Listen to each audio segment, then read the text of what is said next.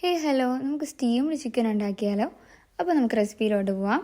ആദ്യം നമുക്ക് ചിക്കൻ പീസായിട്ട് കട്ട് ചെയ്തൊരു ബൗളിലോട്ട് മാറ്റാം. ഇനി അതിലേക്ക് നമുക്ക് ആവശ്യത്തിന് മഞ്ഞൾപ്പൊടി, ആവശ്യത്തിന് മുളക് പൊടി, ആവശ്യത്തിന് ഉപ്പ്, പിന്നെ പെരിഞ്ജീരകം, പിന്നെ നമ്മുടെ ജിഞ്ചർ ഗാർലിക് പേസ്റ്റ്, പിന്നെ ഇതൊന്ന് മിക്സ് ചെയ്യാൻ വേണ്ടിയിട്ട് ആവശ്യത്തിന് ഓയിൽ ഒക്കെ ഒഴിച്ചൊന്ന് മാരിനേറ്റ് ചെയ്ത് മാറ്റി വെച്ചേക്കാം.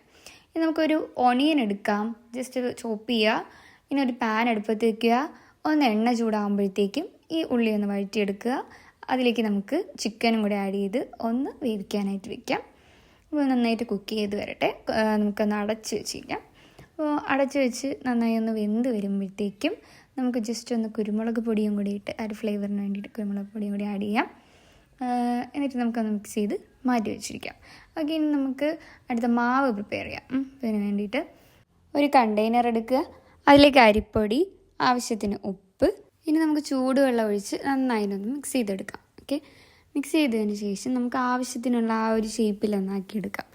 നിങ്ങൾക്ക് ഇഷ്ടപ്പെട്ട ഷേപ്പിലാക്കിയെടുക്കാം കേട്ടോ. മോൾഡ് ചെയ്യാൻ പറ്റുന്ന ആ ഒരു പരുവത്തിലൊന്ന് കുഴച്ച് നിങ്ങൾക്ക് ഇഷ്ടപ്പെട്ട ഷേപ്പിലാക്കിയെടുക്കാം. ഞാൻ എന്താ ഇപ്പം കാണിക്കുന്ന ആ ഒരു ഷേപ്പിലാണ് ആക്കിയെടുക്കുന്നത്. ഇനി അതൊന്ന് കവർ ചെയ്തിട്ട് നമുക്കൊന്ന് സ്റ്റീം ചെയ്തെടുക്കാവുന്നതാണ്.